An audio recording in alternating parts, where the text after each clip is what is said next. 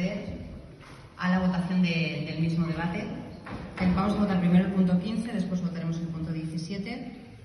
¿Votos a favor del punto número 15? ¿En contra?